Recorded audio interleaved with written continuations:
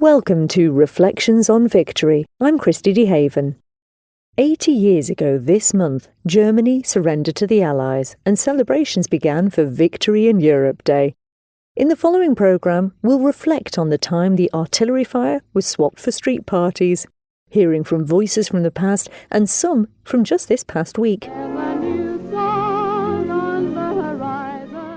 In 1995, Roger Watterson produced a wonderful episode of Sunday Opinion to mark the 50th anniversary of VE Day.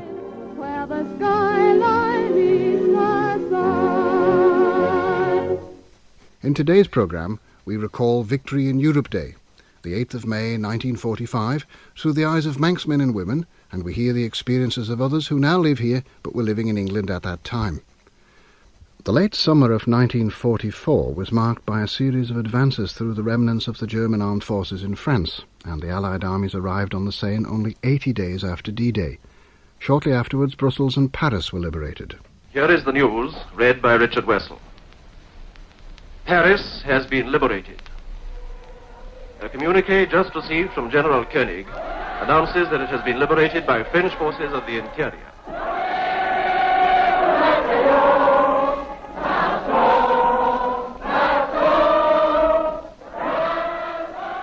Some setbacks were experienced at Arnhem with Operation Market Garden and in the Ardennes during the Battle of the Bulge, but on the 8th of May 1945 the Allies crossed the Rhine. The Allies are across the Rhine.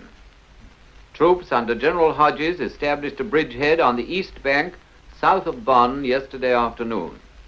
A Reuters report from the 1st American Army says that the crossing was made at Remagen, which is about 25 miles south of Cologne between Bonn and Koblenz. The Allies fought from the west and the Russians from the east, meeting in April. Berlin surrendered unconditionally on the 2nd of May, however Hitler didn't live to see it. He'd committed suicide on the 30th of April. Here is a news flash. The German radio has just announced that Hitler is dead. I repeat that. The German radio has just announced that Hitler is dead. 2 days later, Field Marshal Montgomery took the surrender of all German forces in the north, and on May the 7th the unconditional surrender of Germany to the Western Allies and to Russia was agreed. The instrument was signed by General Jodl for the defeated and Generals Badel-Smith and Suslaprov for the victors. General Sevet also signed for France. The war in Europe was at an end.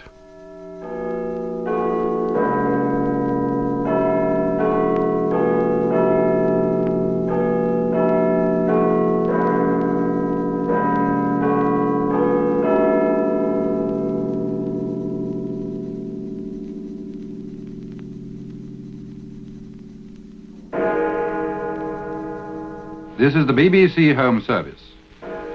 We're interrupting programs to make the following announcement. It is understood that in accordance with arrangements between the three great powers, an official announcement will be broadcast by the Prime Minister at 3 o'clock tomorrow, Tuesday afternoon, the 8th of May. The news of Germany's surrender, although long expected, was an occasion of wild rejoicing. In Britain, years of drabness and belt-tightening were forgotten as an entire nation took to the streets. At 3 p.m, Winston Churchill addressed the nation. The radio broadcast was relayed to people in the streets by loudspeakers.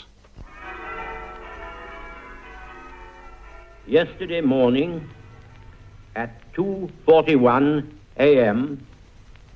at General Eisenhower's headquarters, General Jodl, the representative of the German High Command, and of Grand Admiral Dönitz, the designated head of the German state, signed the act of unconditional surrender of all German land, sea, and air forces in Europe to the Allied Expeditionary Force, and simultaneously to the Soviet High Command.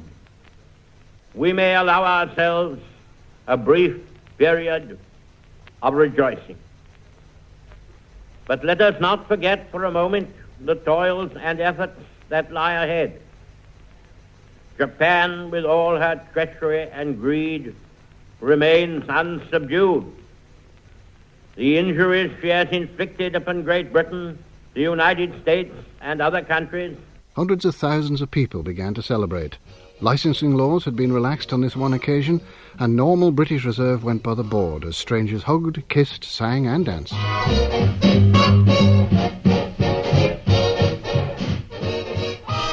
The Isle of Man Examiner reported the celebrations in these words. Tuesday was truly a day for great rejoicing in the Isle of Man. It was the day when victory in Europe was officially proclaimed by the broadcast of the Prime Minister, VE Day. Following Mr. Churchill's historic announcement of the unconditional surrender of the whole of the German forces, land, sea and air, there was pandemonium for a little while in Douglas when the sounding of the last all clear from the sirens vied with the blare of ship sirens and the pealing of church bells, heralding the glad tidings and calling people to services of thanksgiving. The Mayor of Douglas and members of the Town Council attended St. Thomas's Church. Following the announcement of capitulation, the services were early astir in the town. Naval men were in great force and provided great fun with their antics, and the army paraded with greatcoats and caps back to front, complete with accordion and drums. Long queues formed for ice cream, the making of which had just been permitted by revocation of the control order, and there were crowds at shops which happened to have stocks of fireworks. It was sheer bedlam going through Strand Street during the evening, with fireworks popping off all over the place. Many of the hotels, seeing the way things were going, decided to close down about 8:30 p.m, a wise decision. There was great merriment in many of the streets. In Hillside Avenue and Hillside Terrace, for instance, children and grown-ups danced to a barrel organ, and games followed, prizes being provided by neighbours. Chester Street rose to the occasion, mothers bringing tables out on the pavements and giving the children a tea and dance by lamplight under waving decorations. Many bonfires were built, the largest being on the tar patch opposite Noble's Hall, an effigy of Hitler taking the place of the guy. Night on the promenade saw a lovely display of fireworks provided by the services, while officers at the Falcon set off hundreds of very lights. On VEA Day +1, the celebrations were continued, though there was a noted anticlimax in rejoicing. The band of the Royal Naval School of Music played opposite Villa Marina in the morning, the Salvation Army Band played at the Jubilee Clock in the afternoon, and the Douglas Brass Band did their share later by the Villa. One young man will not remember VE Day, and yet will never forget it. He is the baby son born at the Jane Cruickle Maternity Home on Tuesday to Chief Petty Officer and Mrs. Sykes, 69 Bray Hill, Douglas. The committee of the home have decided to present him with a savings certificate to augment his auspicious start in life. The children in Murray's Road and Farrant Street were entertained at a party given in Salisbury Street School on Wednesday, over 100 children and helpers being present. After an excellent tea, which was made possible by the generosity of the residents and the tradesmen in the area, ice cream and sweets were distributed, and races were held for which war-saving certificates were given as prizes. Mrs. Hunter and Mrs. Christian organised the effort, and the balance in hand will be donated to a war charity. Broadcaster and journalist Terry Kringle was one of the many who celebrated in Douglas in 1945. I was 14 at the time. I was still at the high school, but at 14 I was allowed out on my own. And on VE night, my friends and I went downtown to observe the celebrations, and I'd never seen anything like it in my young life. Obviously, there were a great many servicemen who were stationed in Douglas, and they were really dancing in the streets. Now, how much of that was due to drink, I don't know, but I think a lot of it really was genuine euphoria at the end of the war. And they were wandering around with uniforms and hats on back to front, and they were playing drums and bagpipes, all sorts of musical instruments. They were running around the streets, they were shouting, they were letting off fireworks. Where they got the fireworks from, I don't know. But they were indeed letting off fireworks. And what they were also letting off, and this was really terrifying, were thunder flashes. Now, anybody who's been in the service will know what a thunder flash is. That's what the instructor throws at you during manoeuvres to get you used to the real noise of the battlefield. And if one of these things gets anywhere near you, it can blow you right off your feet. Anyway, these things were firing off right down in Strand Street until all hours of the night. And my pals and I walked up and down Strand Street along the promenade and observed it all. I think we knew we were seeing something absolutely remarkable, and I, for one, stored it all up in my mind. It seems to me that the next day the celebration was rather more muted. I think people then realised that only the European war was over and there was still a great deal of fighting to be done out in Japan.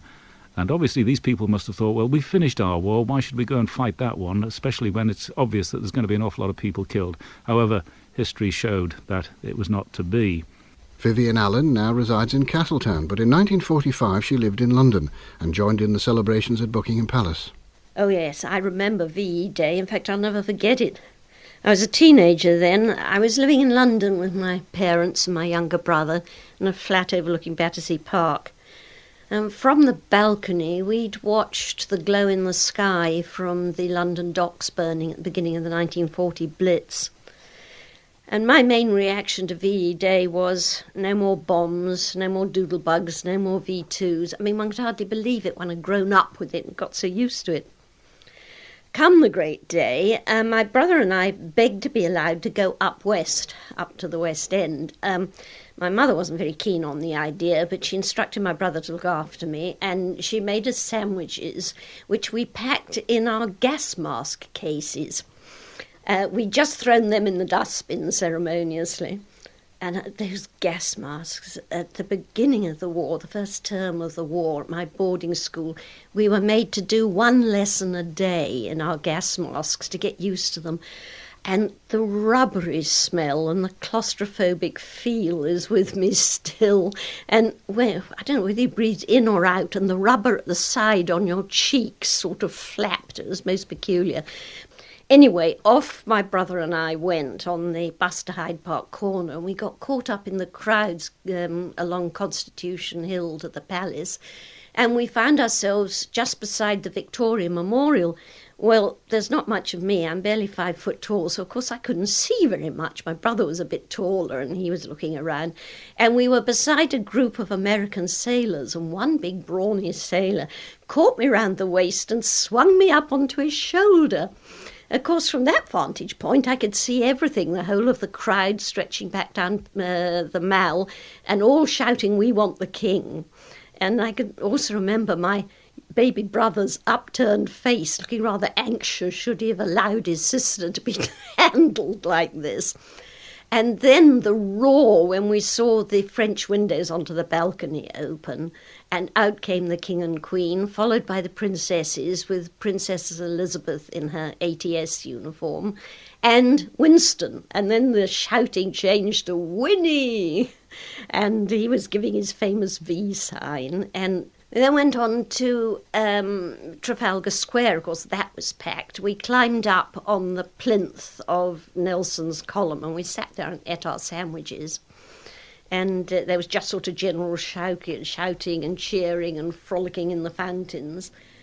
You're listening to Reflections on Victory, as we commemorate the 80th anniversary of victory in Europe. In 1945, Manxman Terry Blackburn was the assistant town clerk for Castletown. My strongest recollection of VE Day is of 2 American jeeps tearing down through Maloo Street. They were the crew of an American bomber, which on hearing that the war was at an end and had made their way to the Isle of Man and landed at Derby. And they had been told that the best place to celebrate VE Day was in Castletown. And they came down through Maloo Street in these open jeeps, were whooping and shouting and one thing and another, and they joined in with the general merriment on the market square. And there were literally hundreds of people on the market square, and it was celebrated to the early hours of the morning. But at that time, Castletown was a very, very busy place. At Janet's Corner there was, of course, a naval camp, and again there was naval camps just opposite the present air terminal. At Scarlet there was a radar station, and there were several hundreds of WAFs and assorted Air Force personnel. In the whole of the radar station there were several giant masts to send out signals and to receive the signals. It was part of the military defence of the British Isles, and the remains of hutments still exist round Scarlet, where units of soldiers protected the area. The period after the war was a period of rebuilding and largely resettlement. Janet's Corner, the Nissen huts which had been used by the naval personnel, were used temporarily for dwellings for not only returning soldiers and their wives, but there'd been no building done during the war, and there was a lack of housing. But when Elizabeth II came to the throne, it seemed like a new era, and everybody was very keen to set an example and to build not only a new Britain but a new Isle of Man. And it was a very optimistic period. Whether all that optimism has been justified or not, I don't know. We'll have to leave that to the present younger generation. Harvey Briggs still farms in Onchan the lands he tended during the Second World War, and he's strong memories of the victory in Europe. He tells us about his experiences on the farm and reads the May the 8th entry from his 1945 diary. Throughout the war, I'd worked on the farm of Ballakilmartin here on the Whitebridge Hill in Onchan. And I suppose we felt rather guilty that while our friends had gone to the war, and many of them, of course, made the supreme sacrifice, we who were on the farms were comparatively safe, except that I can say this: I never worked harder in my life. And it was a great relief when there were signs that the war was coming to an end. On May the 8th, VE Day, I wrote in the diary that I kept at the time these words: "For the past few days it has been apparent that the end of the European war is close at hand. With the allied might of Russia, America and Britain crushing on and entering Berlin, with the Germans' own admission that the Führer is dead, and the steady disintegration of the much flaunted Wehrmacht, nothing could prevent the neutralizing of German resistance." At 3 p.m, a simultaneous announcement by the leaders of the three great powers heralds the unconditional surrender of Germany, and we sincerely hope the dawn of a new era of peace and prosperity for all the peoples, victors or vanquished, of Europe. As we listen to the steady oration of Winston Churchill, our great Prime Minister, we think of all the suffering caused by the aggressive Nazis, of their avaricity and desire for power, and now of the victory over these things we've been fighting. And so tonight, throughout the country, people flock to the special services held in our churches and to give thanks for our deliverance and to pray for peace in our time. Never can the desire of peace have been so manifest as it is today. But now, as Mr. Churchill suggests, we should make merry and celebrate our victory. Today and tomorrow are declared public holidays, and even if the nation realizes that much of its hardest tasks will follow the war, a point not grasped after the First World War, we can for the present indulge in revelry. And so a big crowd of young people gather in Laxey for a victory social. Admission was free, and even when the last all clear sounded from Laxey police station, that to announce the official end of the European war and the end of our dancing in the Working Men's Institute, we gather on the garden street and for a further 2 hours give vent to our feelings with a grand selection of songs old and new, published and unprintable ones as well, and interspersed occasionally with a game of Kiss the Ring. Our music making continues till the crowds become a small gathering and we stage the grand finale with a grand patriotic song. On the next day, which I record as V-Day +1, Wednesday, May the 9th, I wrote, "Onchan village, always to the fore in public duties or celebrations, is the scene of a victory carnival, fancy dress parade and sports, and provide an afternoon's enjoyment few of us will ever forget. Among the vehicles in the parade is a decorated lorry loaned by Mrs. Cacken of Birch Hill Farm, Onchan, and drawn by Billy, our horse, driven by myself, ably assisted by Mr. Fletcher Crane. Mounted on the lorry is a tableau representing all who have contributed to the great Allied victory. Even Billy appears to realise the significance of the occasion and suitably prances through the village to a field on the Howe Road where the sports are held. In the evening, Onken Village Hall is thrown open for dancing to the swing of a Royal Marines band. In all, a memorable day we shall always remember. Harvey Briggs there, finishing off the Sunday Opinion special produced in 1995 by Roger Watterson and Charles Webster. Just a few days ago, May the 8th, 2025, marked the 80th anniversary of VE Day. A commemoration concert and drumhead service took place at the Villa Marina, and you'll be able to listen back to excerpts from this in Thursday evening's Island Life special with Judith Lay. But also last week, Amy Griffiths visited residents of the Grovemount residential home to record their reflections of the event. My name's John. I was 15. You're telling me you're 95? Yeah. You don't look a day over 70. I don't believe that for a second. How much did you want to borrow? Love? So what do you remember of the war then? I know it. I remember it well. Although we lived in Bradford and we didn't have much damage there. There was a shop that used to sell pies. And they had a smoking pie in the window, an artificial thing, of course. And the only bomb that fell on this pie. Just on the one pie? Yeah. What are your memories of VE Day? Oh, well, I was in Pudsey then. And, of course, everybody was out dancing. Because was there just a real massive sense of relief that it was finally over? Oh, yeah. I was quite happy that the war was over and everything was... We could get back to normal, really. Yeah. Hi, my name's Alan.